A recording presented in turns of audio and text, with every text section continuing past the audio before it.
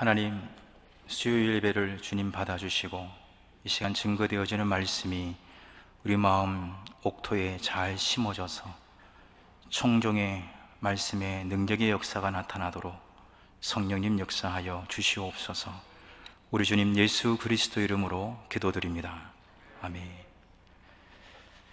어떤 사람이 인생에 누구도 경험하지 못하는 고난을 경험한 이후에 이와 같은 고난을 경험하고 나니까 내가 좀 달라졌다.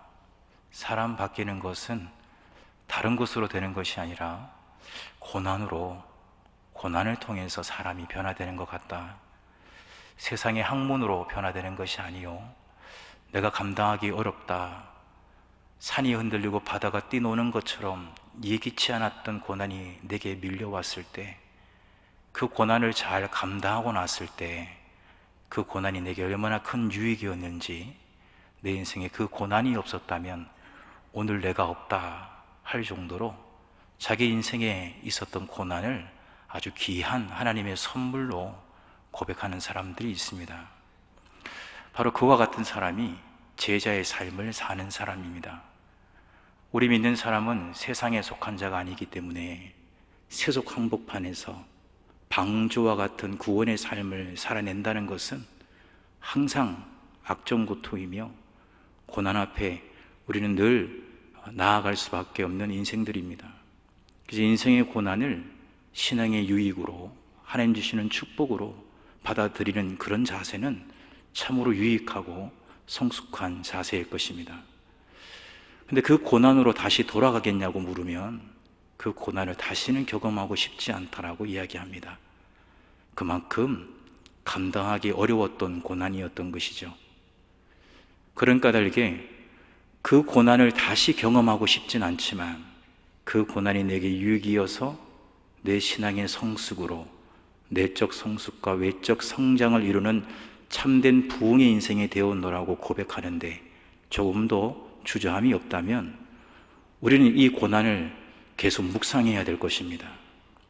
그 고난이 바로 예수님의 십자가 고난을 묵상할 때 우리는 그와 같은 놀라운 능력을 덧입게 될 것입니다.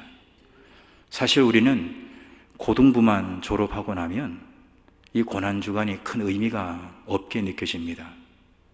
사실 이번 주일, 종료주일, 교회학교 아이들은 이번 한 주간 동안 고난주간을 보내기 위하여 일주일 동안 큐티 학습지를 받았을 것이며, 이 고난주간 예수님이 걸어가신 십자가 길을 한 걸음 한 걸음 걸어갈 수 있도록 안내를 받았을 것입니다. 그러나 우리들은 정작 교회학교 고등부를 졸업하고 나면 이 절기와 교회력이라고 하는 것이 그렇게 신앙의 유익으로 다가오지 않는 것 같습니다.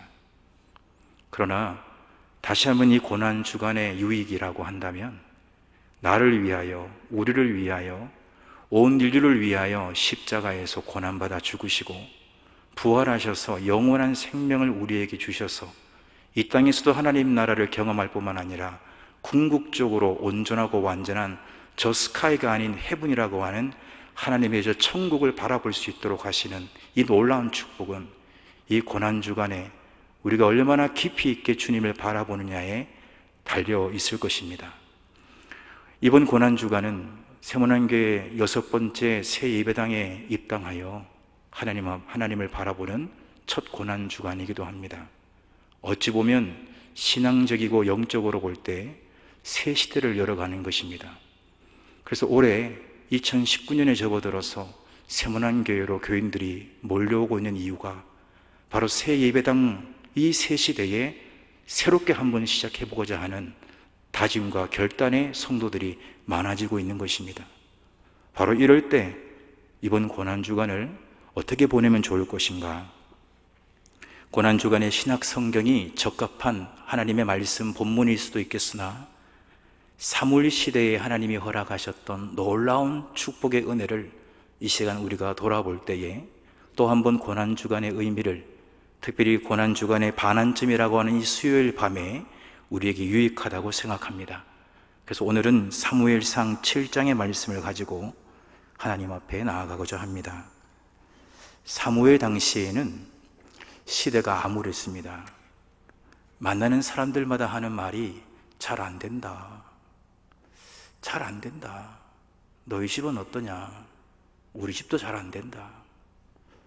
경제도, 나라도, 정치도 너무나 암울하고 어두웠습니다. 바로 이와 같은 때에 하나님의 사람 사무엘이 등장합니다.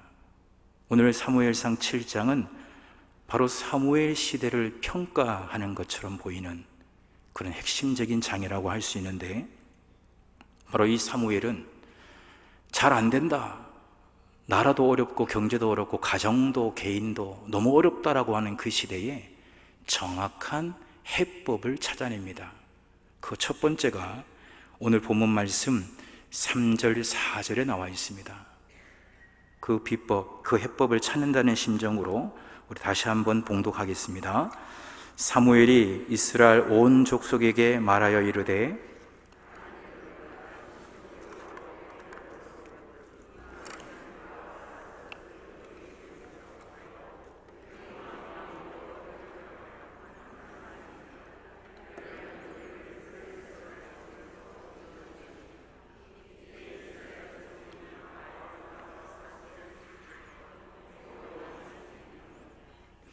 왜 안 되느냐?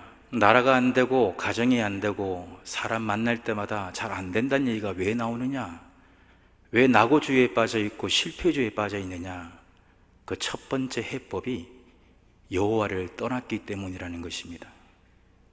이스라엘 백성은 여호와의 하나님의 이름을 알았고 고백할 줄도 알았습니다. 그러나 오늘 3절에 보면 전심으로 여호와께 돌아오려거든. 흉내가 아니라, 형식이 아니라 정말 진짜 정말 전심으로 여호와께 돌아가기만 한다면 나라는 소망이 있다. 가정은 소망이 있다. 한 개인은 죽겠다, 더 이상 살 수 없다라고 실패의 이야기만 연속으로 내뱉었던 그 인생이 다시 시작할 수가 있다는 것입니다. 이스라엘은 사실 하나님을 운운하고 살았지만 전심으로 하나님께 돌아가지 않았습니다. 그 마음에 시온의 대로가 없었습니다. 말은 하나님을 운운하였지만 그 사람 마음, 그 마음길을 따라가면 그 마음길 끝에는 시온이 있지 않았습니다. 하나님이 있지 않았습니다. 하나님을 운운했지만 그 마음의 길을 따라가니 세속 한복판에 있었던 것입니다. 바알이 있었습니다. 아스다롯이 있었던 것입니다. 이스라엘 백성은 풍요롭게 살고 싶었어요. 잘 살고 싶었습니다.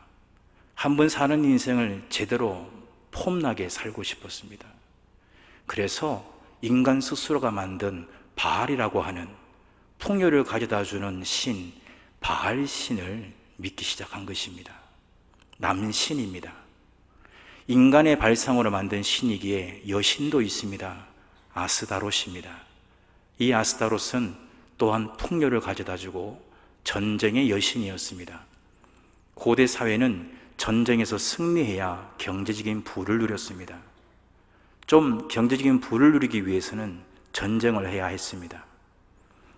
그런 까닭에 전쟁의 여신이었던 아스타롯과 바알 신을 믿으면 풍요로워질 것이라는 생각으로 그들 마음에는 두 주인을 섬겼습니다.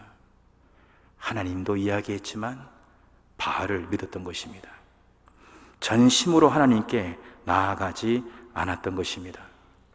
신앙은 기초가 중요합니다. 예수를 잘 믿는 사람, 하나님의 거룩한 백성, 제사장나라가 되기 위해서는 십계명의 제1계명을 우리는 한시도 잊어버려서는 아니 됩니다. 너는 나 외에는 다른 신들을 섬기지 말라. 오직 주님만을 섬기라는 것입니다. 이것이 믿는 자가 해야 할 생활의 기본적인 원리입니다. 이 기초가 무너진 것이었습니다. 사무엘은 이 문제를 짚었습니다. 전심으로 여호와께 돌아가야 한다. 바알과 아스다롯을 제거해야 된다. 완전히 지워버려야 된다. 실선을 점선으로 바꾸는 정도로서는 안 된다. 실선을 점선으로 바꾸는 정도로 변화됐다고 해서는 안 된다. 완전히 제거해야 된다. 완전히 지워버려야 된다. 그리하여 우상을 완전히 제거하고 하나님만을 섬기기를 촉구했습니다. 이스라엘 백성이 이것을 받아들이기 시작합니다. 여기서 우리가 꼭 깨달아야 될 것은 잘 안 돼서 하나님만 섬기는 그런 상황까지 가지 않기를 바랍니다. 이스라엘은 잘 안 되고 이거 해도 안 되고 저거 해도 안 되고 두 주인을 섬겨도 안 되는 그 상황까지 갔을 때 돌아온 둘째 아들 탕자처럼 다 소진하고 탕진한 이후에 돌아오게 된 것입니다. 우리는 이제 고난주간을 맞이하면서 정말 여호와만을 섬길 수 있기를 소망합니다. 십계명의 제1계명은 너는이라고 하는 단수로 되어 있지만 사실은 이 너는은 이스라엘 공동체를 지칭하는 복수의 개념이 강합니다. 즉, 나 혼자 예수를 잘 믿는 것이 아니라 내 주변에 내 가족들 가운데 아직도 하나님만을 섬기지 못하는 가족들이 있고 지인들이 있다면 그들에게도 여호와만을 섬길 수 있도록 직접적으로 간접적으로 안내하고 지도 편달하라고 하는 뜻이 십계명의 단수로 나타나 있는 것입니다. 이번 고난주간 나 자신을 들여다봐야 되겠지만 내가 속한 가족 공동체 또 사회 공동체 가까운 지인들을 바라보며 이 고난주간에 그들을 위하여 중보하고 기도하면서 부활주일이 진정한 저들의 부활이 될 수 있도록 기도하는 것, 그것도 잊어서는 아니 될 것입니다. 이스라엘 백성은 사무엘이 인도하는 대로 여호와만을 섬기기로 다짐했습니다. 진짜였습니다. 하나님이 그것을 인정했습니다. 두 번째 비법은 바로 5절과 6절에 나와 있습니다. 우리가 비법을 찾는다, 해법을 찾는다는 마음으로 다시 한번 5절, 6절을 봉독하겠습니다. 사무엘이 이르되 온 이스라엘은 미스바로 모이라.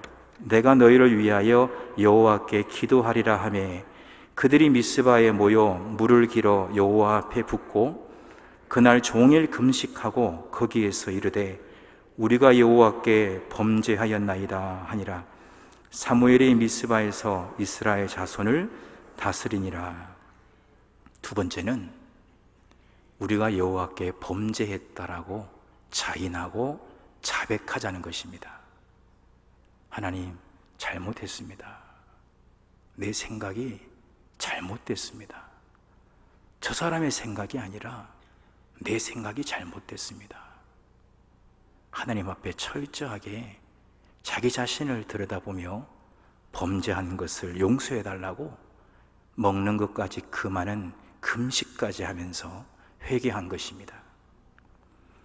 하나님의 의를 구하는 자는 늘 하나님 앞에 잘못했더라고 자기를 인정하는 것이 자연스럽습니다.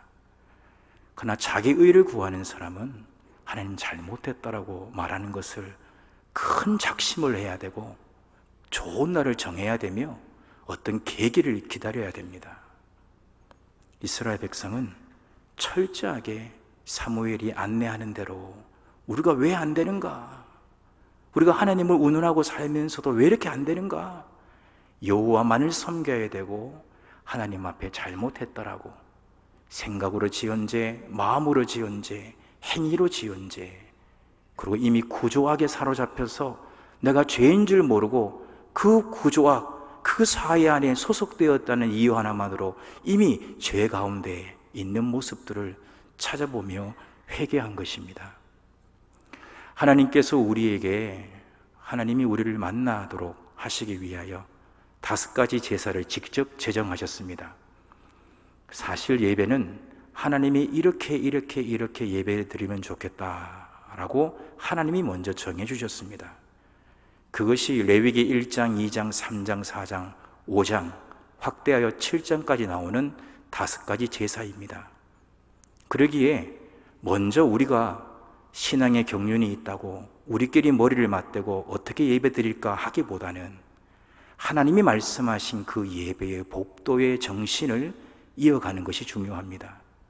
그 예배에는 5가지인데 오늘날 우리의 생명을 전부를 드린다는 의미가 담긴 번제가 단연 첫째이며, 내게 주신 시간과 재능과 물질과 이 모든 것들을 주님께 드리겠다라고 하는 심정으로 드리는 곡식가루를 빻아 가루를 만들어 드렸던 소제, 그리하여 번제와 소제를 더하면 내 생명 더하기 내게 주신 모든 것을 하나님께 드린다라고 하는 것입니다. 세 번째는 감사의 제사인 화목제입니다. 특별히 감사의 예배를 제정해 주셨습니다. 그래서 감사 예배가 좋은 것입니다. 항상 감사 예배가 좋은 것입니다. 하나님이 감사 예배를 받기를 원하셨습니다. 그리고 네 번째가 지은 죄를 반드시 하나님 앞에 용서를 구하라고 하나님께 용서받는 길을 만들어주신 속죄죄입니다. 그리고 5번째가 모르고 지은 죄가 있을 거라는 것입니다. 부지 중에 지은 죄, 모르고 지은 죄, 반드시 그것도 잘못한 것이니 속건제라, 순양, 어린 순양을 희생제물, 속건제물로 바치면서 하나님께 용서를 구하라는 것입니다. 이 5가지 제사 가운데 단연 2가지나 죄와 관련된 것입니다.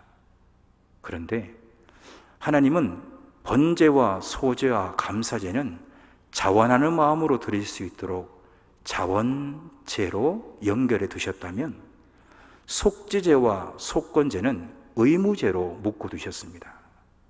그러니 알고 지은 죄 용서받는 속죄제와 모르고 지은 죄 용서받기 위하여 드리는 속건제는 의무로 드리라는 것입니다. 이걸 하나님 입장에서 바꾸어서 생각해 보면 용서해 주겠다는 것입니다. 용서받는 길을 의무로 열어두신 것입니다. 번제와 소제와 감사제, 화목제는 자원하는 심정으로 드리는 것이지만, 속죄제와 속건제는 당연히 드려야 되는 것입니다. 그만큼 우리 하나님은 우리를 용서해 주시기를 원하십니다. 우리 예수님 보십시오. 가상 7원, 나무가짜 위상자, 십자가 위에서 손에 못 박히고 발에 못 박힌 채 말 한마디 이야기하기도 어려운 그 십자가 위에서 7마디를 하셨는데, 그 중에 제1원, 예수님이 십자가에서 기도하시는 심정으로 말씀하셨다 하여 가상 7원 중 첫 기도라고 명명되어지는 바로 그 첫 말씀이 무엇이었습니까? 십자가에서 진액을 쏟아내고 피를 쏟아내며 구원의 길을 사랑으로 지켜나가시면서 첫 마디가 무엇이었습니까? 아버지, 저들을 사하여 주십시오. 되게 중요한 것입니다. 십자가에서 처음 하신 말씀이 저들을 사하여 달라는 것입니다. 그 뒤에 한 말씀이 더 붙습니다.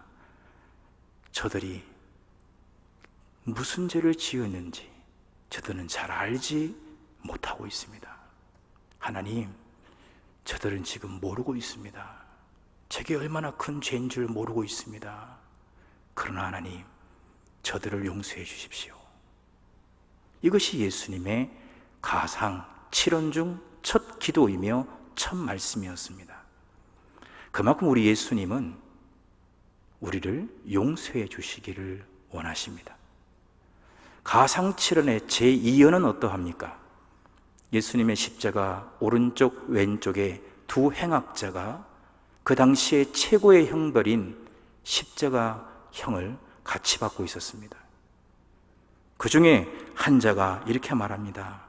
예수여, 당신의 나라 임하실 때 나를 기억하소서.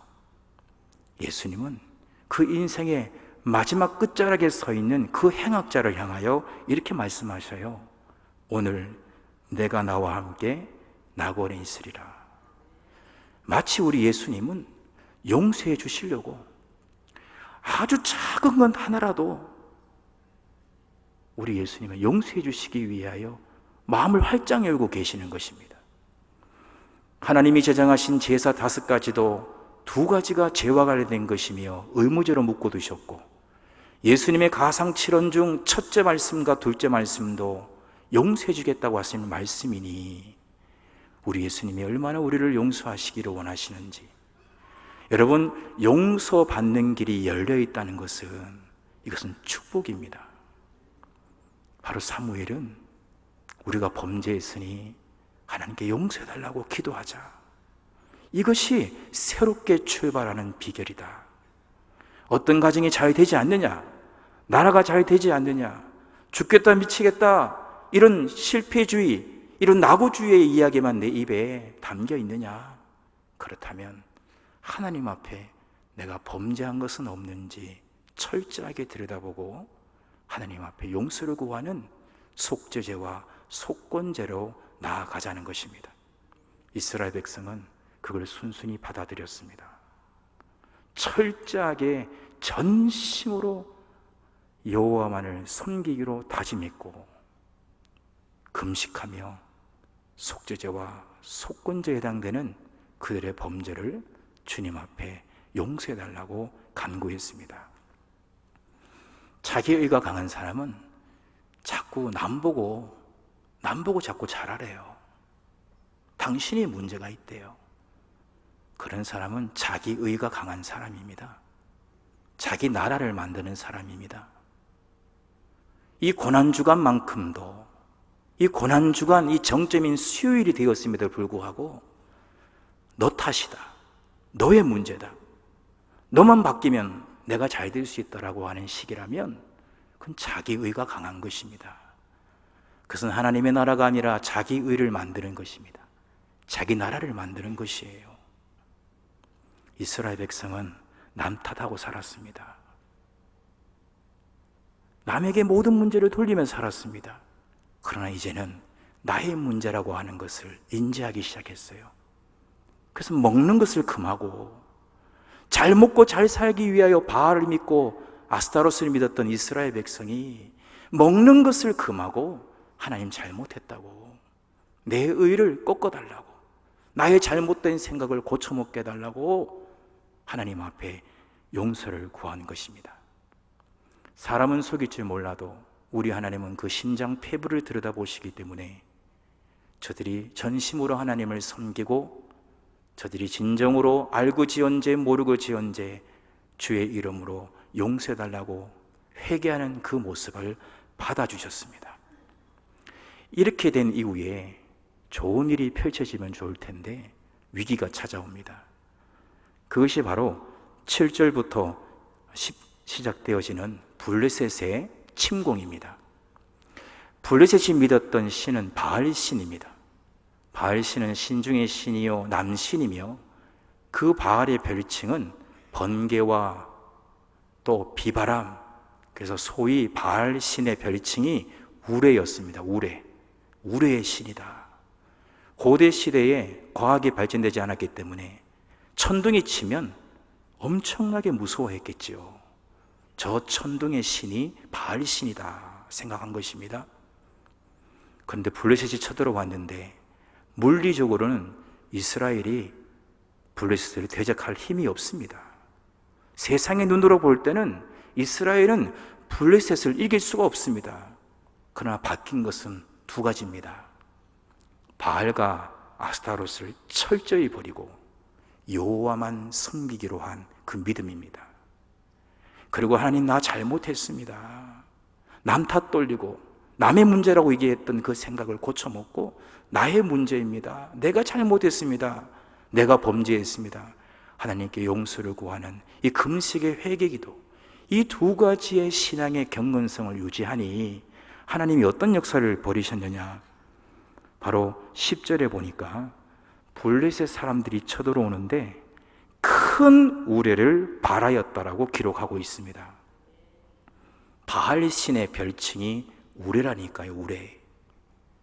비바람 천둥을 다스리는 신이라고 생각했는데 그 바알보다 더 큰 우레를 하나님이 주장하신 것입니다. 블레셋은 쳐들어오다가 자중질환 때문에, 큰 우레 때문에 스스로 자멸하여 도망갔다라고 기록하고 있습니다. 이쯤 되니 이스라엘 백성은 고백합니다. 정말 하나님이 도와주셨다.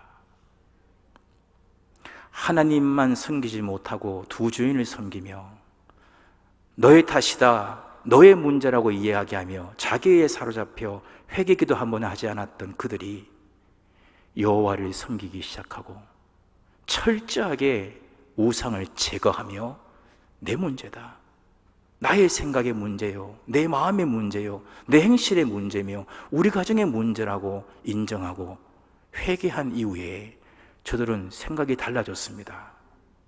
이전 같았으면 우레 때문에 이겼다라고 얘기했을 텐데, 큰 우레 때문에 블레셋이 도망간 것인데 지금은 뭐라 얘기합니까?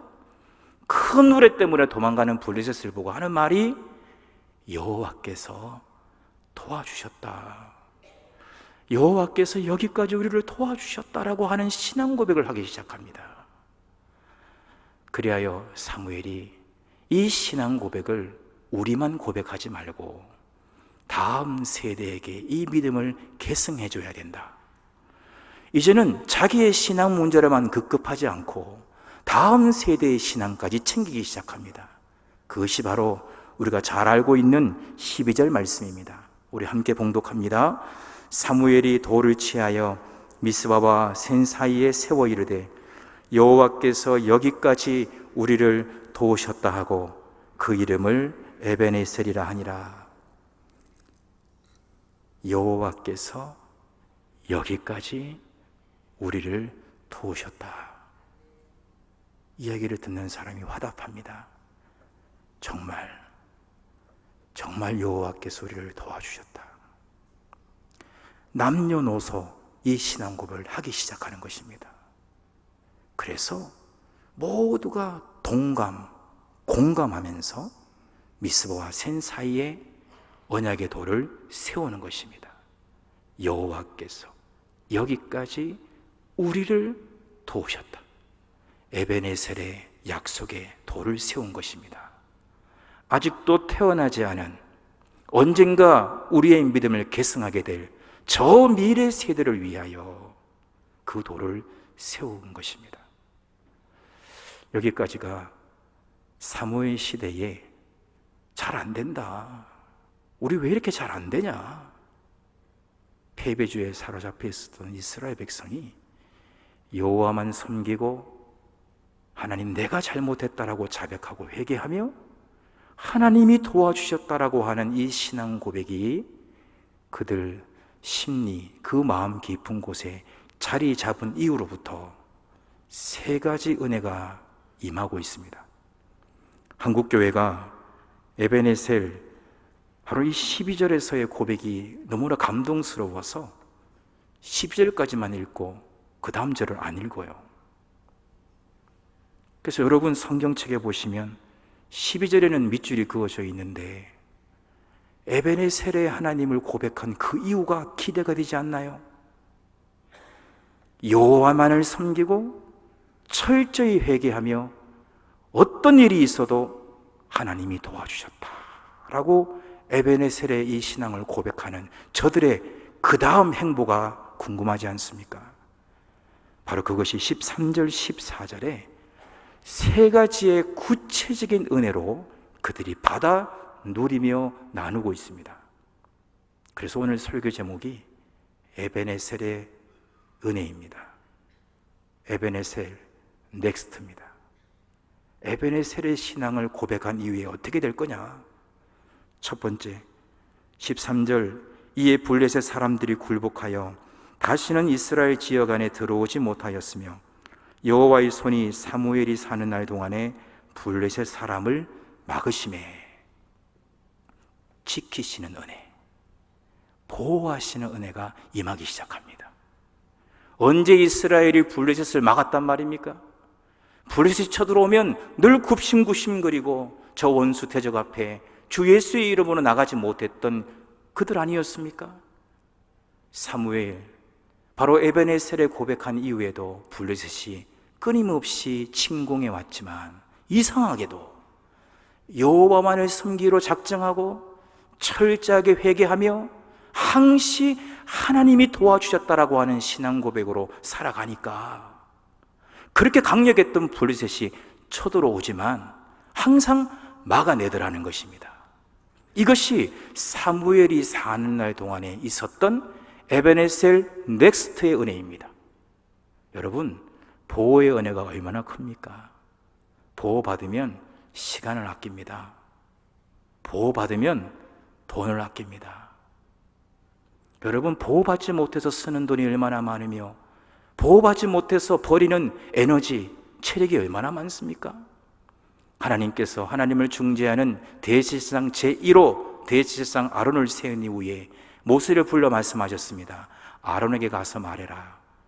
나를 대신하여 대제사장 1호 아론은 나의 백성에게 이렇게 축복하도록 그렇게 일러주어라. 민수기 6장 23절, 24절, 25절에 보면 첫 번째 하나님이 그렇게도 원하시며 주시기 원하시는 복이 뭡니까? 지키시기를 원하며. 여러분, 하나님이 작심하시고 대제사장을 통하여 하나님의 백성에게 주고자 하셨던 첫 번째 복이 지키시기를 원하며입니다. 바로 하나님만을 섬기기로 작정하고 철저하게 회개의 삶을 살며 하나님이 도와주셨다라고 하는 에베네셀의 신앙 고백을 끊임없이 한다면 블레셋 같은 어제까지만 해도 내가 이길 수 없었던 그 강력한 원수의 세력을 막아내고 지켜내는 은혜를 경험하게 된다는 것입니다. 두 번째 은혜는 바로 14절에 블레셋 사람들이 이스라엘에게서 빼앗았던 성읍이 에그론부터 가드까지 이스라엘에게 회복되니 이스라엘이 그 사방 지역을 블레셋 사람들의 손에서 도로 찾았고 수복의 은혜입니다.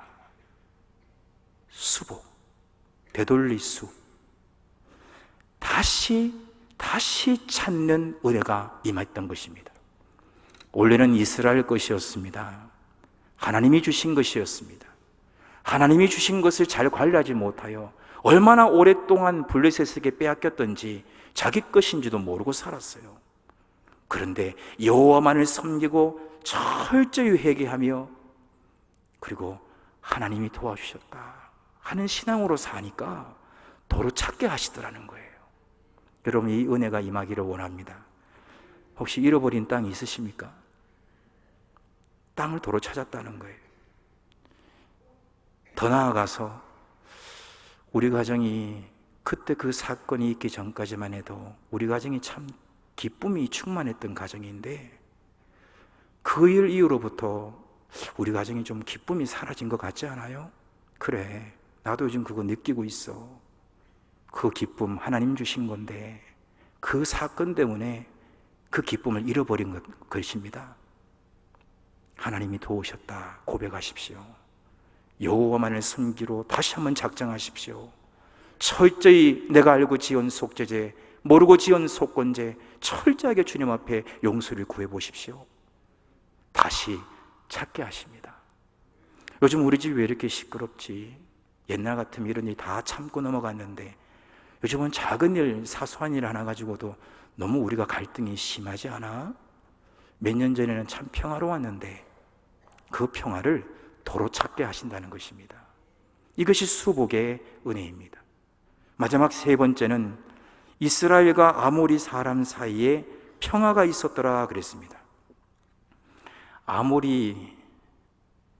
아모리는 헷 사람이다, 브리스 사람이다 라고도 기록이 되어 있으며 여호수아 7장에 보면 아이성을 함락할 때 아이성 사람들을 아모리 사람이다 라고 지칭하기도 합니다. 이쯤 되면 아모리 족속이 좀 친근해지십니까?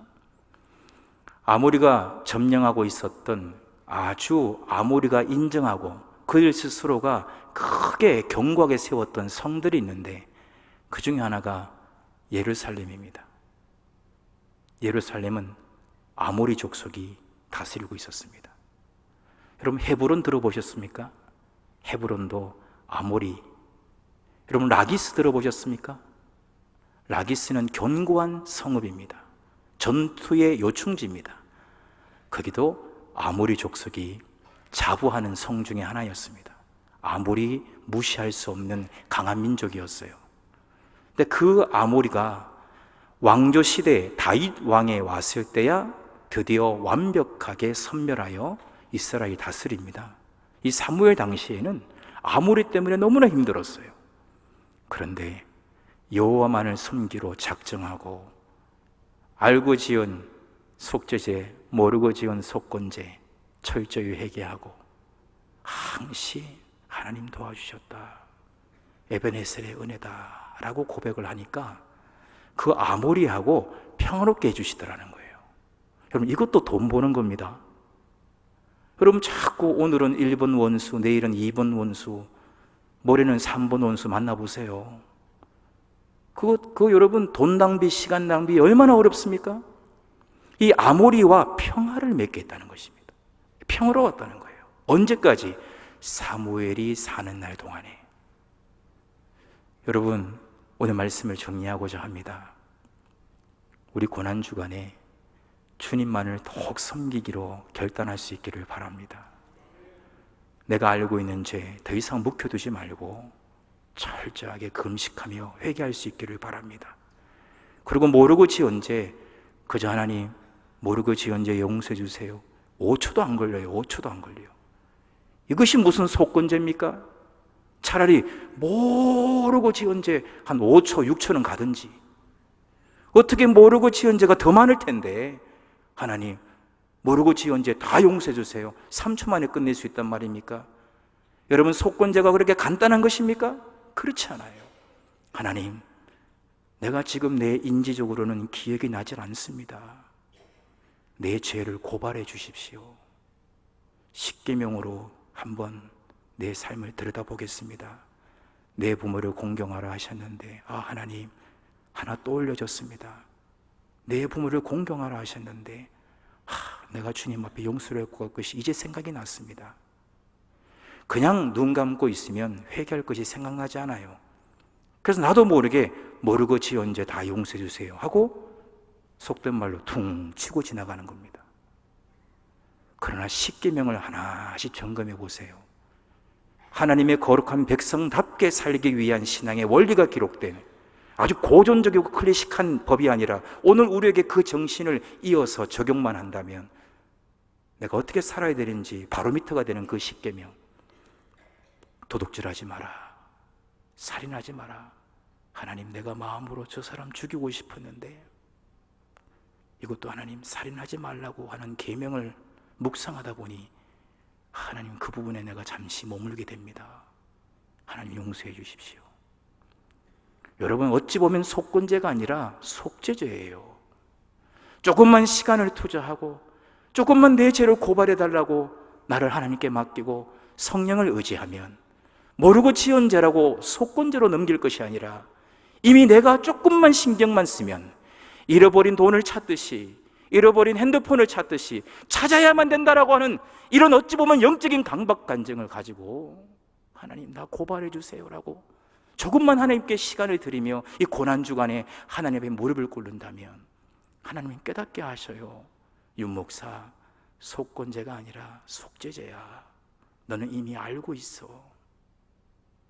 여러분, 이렇게 철저하게 회개하는 고난주간이 되었으면 좋겠습니다. 그리고 한번 따라 하겠습니다. 여기까지 하나님이 도우셨습니다. 우리 세문안 교인들이 이런 고백 안 하면 세문안 교인이 아닐 겁니다. 지금까지 하나님이 도와주셨습니다. 133년 하나님이 도와주셨습니다. 역사와 전통을 지키는 것이 얼마나 어렵습니까? 이 포스트 모더니즘 시대에 이 다양성을 강조하며 사소한 작은 이야기에도 귀를 기울여야 된다라고 하는 이 엄청난 쓰나미 앞에 하나님이 세워주신 그리스도의 몸인 교회의 이 역사와 전통을 이어가는 것이 얼마나 어렵습니까? 이것이 다 하나님께서 도와주셨습니다. 이 세 가지를 전심으로 고백하는 고난주간이 된다면 하나님은 블레셋을 막아주신 것처럼 지키시고 보호하시는 은혜를 부어주실 줄로 믿습니다. 내 것이었던 것 잘 관리하지 못하여 벌써 잃어버렸던 거 도로 찾게 하시는 수복의 은혜를 부어주실 줄로 믿습니다. 그리고 아무리 아무것도 아닙니다. 하나님께서 그와 평화를 맺게 하시고 관계의 은혜를 부어주실 줄로 믿습니다. 하나님 아버지 감사합니다. 그 어느 때보다도 1년 52주 가운데 이 고난주간은 더 주님을 바라볼 수 있는 너무나도 중요하고 소중한 영적인 주간입니다. 정말 하나님만을 섬기기를 원하고 알고 지은 속죄제, 모르고 지은 속건제 철저히 회개하고 자백하여 용서받기를 원하며 무엇보다도 정말 하나님이 도와주셔서 여기까지 왔다라고 하는 신앙 고백을 통하여 보호의 은혜, 수복의 은혜, 평화의 은혜가 임하게 하여 주옵소서. 우리 주님 예수 그리스도 이름으로 기도드립니다. 아멘.